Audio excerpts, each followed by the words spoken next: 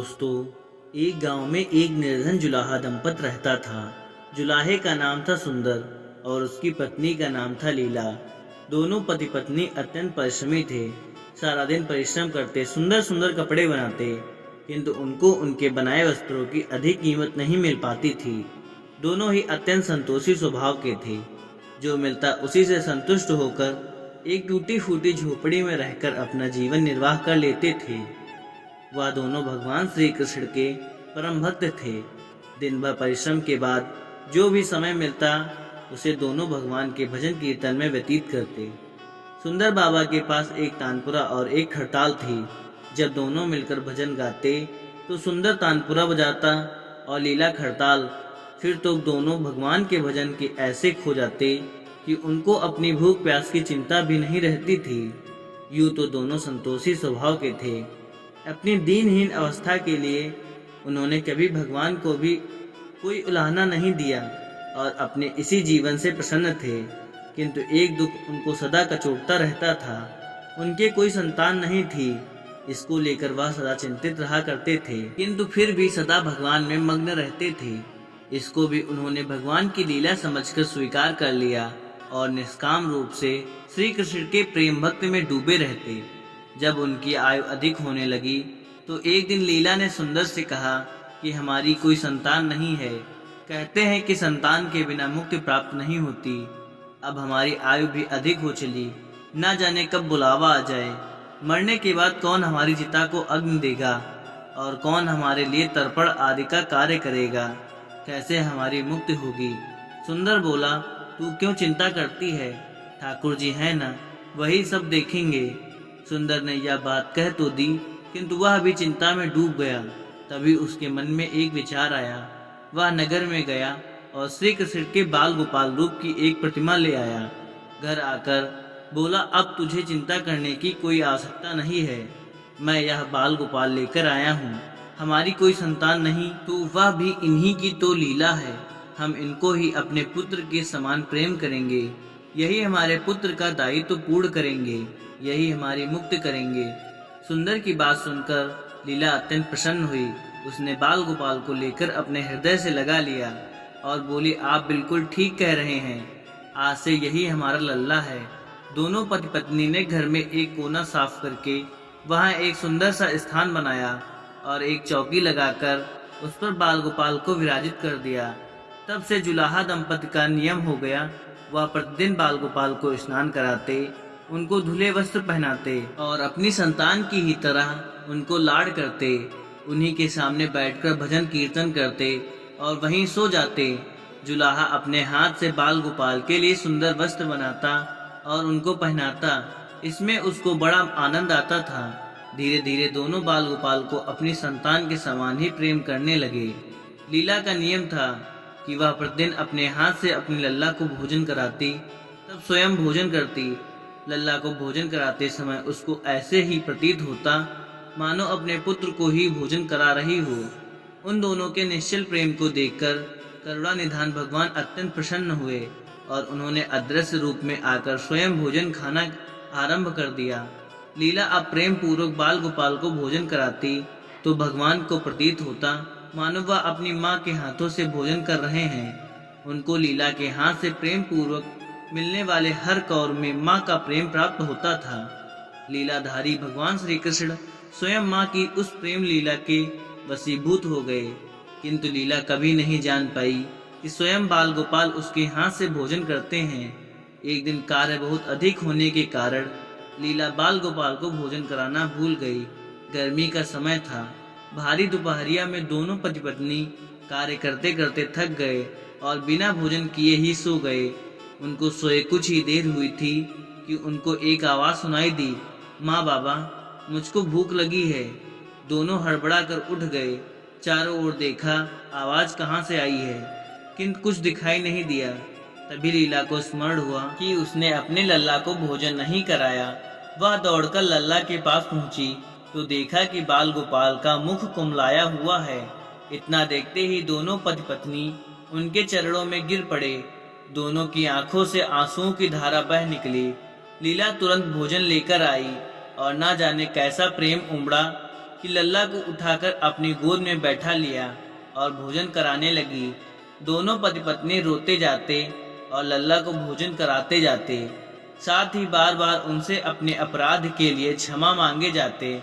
ऐसा प्रगाढ़ प्रेम देखकर भगवान अत्यंत द्रवित हुए और अंतर्यामी भगवान श्री हरि साक्षात रूप में प्रकट हो गए। भगवान ने अपने हाथों से अपने रोते हुए माता पिता की आंखों से आंसू पोंछे और बोले, प्रिय भक्त, मैं तुम्हारी भक्ति और प्रेम से अत्यंत प्रसन्न हूँ। तुम जो चाहो वर मांग लो, मैं तुम्हारी प्रत्येक इच्छा पूर्ण करूँगा। इतना सुनते ही दोनों भगवान के चरणों में गिर पड़े और बोले, दया निधान, आप हमसे प्रसन्न हैं और स्वयं हमारे सम्मुख उपस्थित हैं। हमारा जीवन धन्य हो गया। इससे अधिक और क्या चाहिए? इससे अधिक किसी भी वस्तु का भला क्या महत्व हो सकता है? आपकी कृपा हम पर बनी रहे, बस इतनी कृपा करें।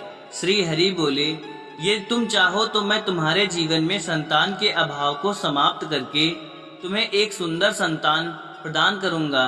यह सुनते ही सुंदर और लीला एकदम व्याकुल होकर बोले, नहीं भगवान, हमको संतान नहीं चाहिए। उनका उत्तर सुनकर भगवान ने पूछा, किंतु क्यों? आपने जीवन में संतान की कमी को पूर्ण करने के लिए ही तो तुम मुझको अपने घर लेकर आए थे।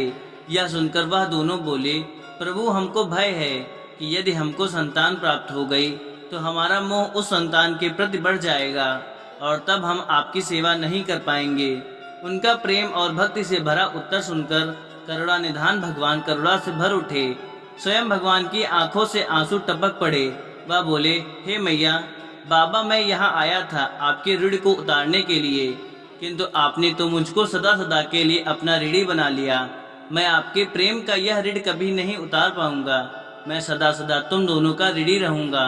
मैं तुम्हारे प्रेम से अत्यंत प्रसन्न हूँ। तुमने अपने निर्मल प्रेम से मुझको भी अपने में बांध लिया है।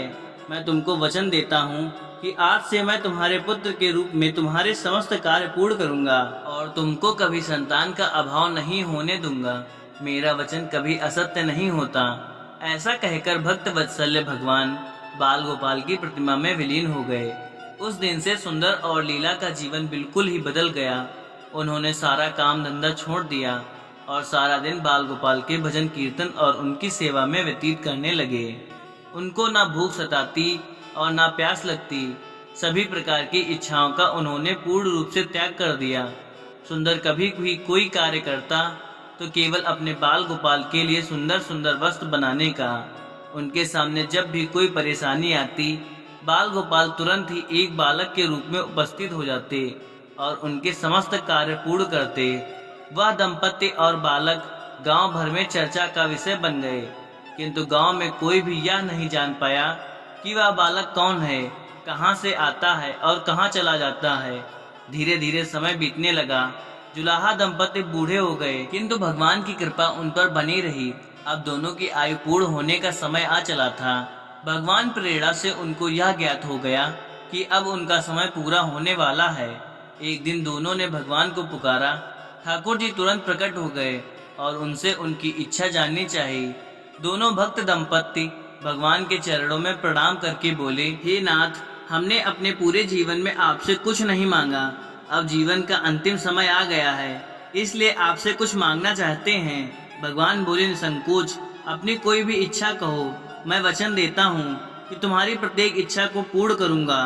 तब बाल गोपाल के अगाध प्रेम में डूबे वृद्ध दंपति बोले, हे नाथ, हमने अपने पुत्र के रूप में आपको देखा और आपकी सेवा की। आपने भी पुत्र के समान ही हमारी सेवा की। अब वह समय आ गया है जिसके लिए कोई भी माता पिता पुत्र की कामना करते हैं। हे दीनबंधु, हमारी इच्छा है कि हम दोनों पति पत्नी के प्राण एक साथ निकलें। और हे दयानिधान, जिस प्रकार एक पुत्र अपने माता पिता की अंतिम क्रिया करता है और उनको मुक्ति प्रदान करता है, उसी प्रकार हे परमेश्वर, हमारी अंतिम क्रिया आप अपने हाथों से करें और हमको मुक्ति प्रदान करें। श्री हरि दोनों को उनकी इच्छा पूर्ण करने का वचन दिया और बाल गोपाल के विग्रह में विलीन हो गए। अंत में वह दिन आ पहुंचा जब प्रत्येक जीव को यह शरीर छोड़ना पड़ता है। दोनों वृद्ध दंपति बीमार पड़ गए। उन दोनों की भक्ति की चर्चा गांव भर में थी, इसलिए गांव के लोग उनका हाल जाने उनकी झोपड़ी पर पहुंचे, किंतु उन दोनों का ध्यान तो श्री हरि में रम चुका था। नियत समय पर एक चमत्कार हुआ। जुलाहे की झोपड़ी एक तीव्र और अलौकिक प्रकाश से भर उठी। वहां उपस्थित समस्त लोगों की आंखें बंद हो गईं। किसी को भी कुछ दिखाई नहीं पड़ रहा था। कुछ लोग तो झोपड़ी से बाहर आ गए, कुछ वहीं धरती पर बैठ गए। श्री हरि अपने दिव्य चतुर्भुज रूप में प्रकट हुए। उनकी अप्रतिम शोभा समस्त सृष्टि को अलौकित करने वाली थी। वातावरण में एक दिव्य सुगंध भर गई। अपनी मंद मंद मुस्कान से अपने उन भक्त माता पिता की ओर देखते रहे। उनका यह दिव्य रूप देखकर दोनों वृद्ध अत्यंत आनंदित हुए। अपने दिव्य दर्शनों से दोनों को तृप्त करने के बाद करुणानिधान लीलाधारी समस्त सृष्टि के पालनहार श्री हरि वहीं उन दोनों के निकट धरती पर ही उनके सिरहाने बैठ गए। भगवान उन दोनों भक्तों का सिर अपनी गोद में रखा, उनके शीश पर प्रेम पूर्वक अपना हाथ रखा। तत्पश्चात अपने हाथों से उनके नेत्र बंद कर दिए। तत्काल ही दोनों के प्राण निकल गए और श्री हरि में विलीन हो गए। पंचभूतों से बना शरीर पंचभूतों में विलीन हो गया। कुछ समय बाद जब वह दिव्य प्रकाश का लोप हुआ तो सभी उपस्थित ग्रामीणों ने देखा कि वहां न तो सुंदर था, न ही लीला और न ही बाल गोपाल थे। शेष थे तो मात्र कुछ पुष्प जो धरती पर पड़े थे और एक दिव्य सुगंध जो वातावरण में चारों ओर फैली थी। विस्मित ग्रामीणों ने श्रद्धा से उस धरती को नमन किया और उन पुष्पों को उठाकर शीश से लगाया तथा सुंदर लीला की भक्ति और गोविंद के नाम का गुणगान करते हुए चल दिए उन पुष्पों के श्री गंगा जी में विसर्जित करने के लिए। दोस्तों, भक्त वह है जो एक क्षण के लिए भी विभक्त नहीं होता, अर्थात जिसका चित्त ईश्वर में अखंड बना रहे, वह भक्त कहलाता है। सरल शब्दों में भक्त के अंतिम चरण का अनुभव करने वाले को भक्त कहते हैं। दोस्तों, अगर वीडियो अच्छी लगी हो तो एक लाइक शेयर जरूर करें।